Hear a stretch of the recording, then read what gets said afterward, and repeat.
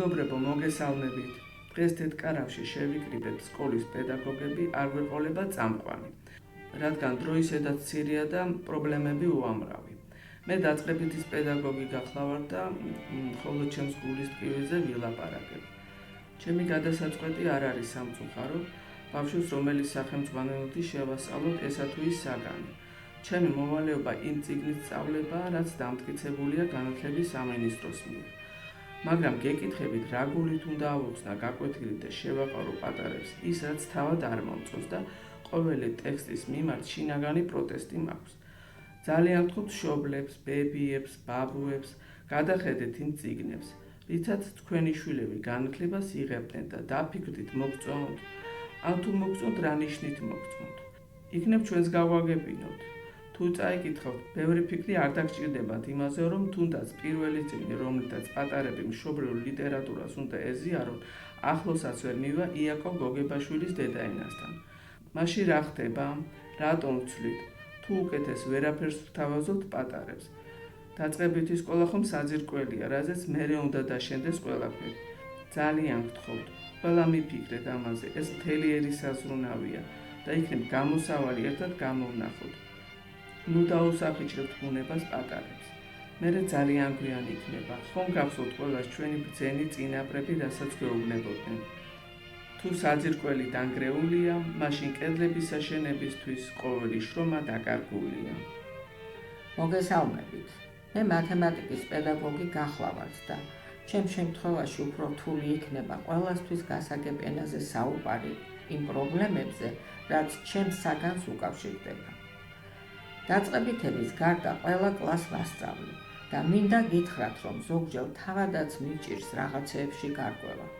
ჩემი დაკვირვებით და სხვა პედაგოგებთანაც მქონია ამაზე საუბარი, გამიზნულად არის შეტანილი უნდოვანება ბევრ საკითხში. და ახლა ვეცდები ახსნა, თუ რას ემსახურება ეს ყველაფერი. ჯერ ერთი, როცა მოსწავლეს უჭირს გაერკვეს ამოცანის შინაარსში და ვერ ხსნის მას დამოუკიდებლად, რამდენიმე შემთხვევის შემდეგ ის კარგავს თვითრწმენას, რომ მას არ აქვს უნარი დამოუკიდებლად დაძლიოს და შეისწავლოს საგანი. აქედან ჩნდება რეპეტიტორის აყვანის აუცილებლობა. თითქმის ყველა ჩემი მოსწავლე იშვიათი გამონაკლისის გარდა მათემატიკაში ემზადება და მხოლოდ იმისთვის, რომ რეპეტიტორმა გასაგებ ენაზე გადმოუთარგმნოს ის, რაც სახელმძღვანელოში წერია. რატომ? როცა შეიძლება, რომ მარტივად და გასაგებად მივაწოდოთ მოსწავლეებს ეს საგანი და კი არ შევაშინოთ და შევაძულოთ, არამედ გავუადვილოთ სწავლად და შევაყვაროთ. დიდი მადლობა ყურადღებისთვის. მეგობრებო, მე ინგლისურის პედაგოგი ვარ და რაზეც ნამდვილად ვერ დავიწუწუნებ არის ის, რომ ამ თაობამ აქამდე ყველა თაობაზე უკეთ იცის ინგლისური ენა.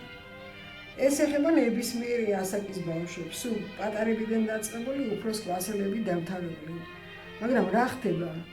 ჩემთვის უდიდესი და გადაუჭრელი პრობლემაა მათი დამოკიდებულება მობილურების მიმართ. ვერანაირად ვერ ვახერხებ მათი ყურადღების ბოლომდე მიპყრობას.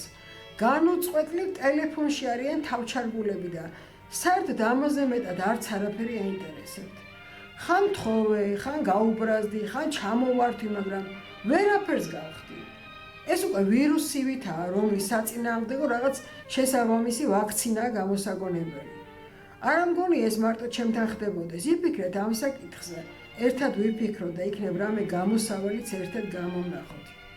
თეთრკარავს კი დიდი მადლობა ჩემგან, პედაგოგებისგან, რომ საშუალება მოგვეცა, სადმე მაინც დაგვეფიქსირებინა ჩვენი გულის ტკივილი.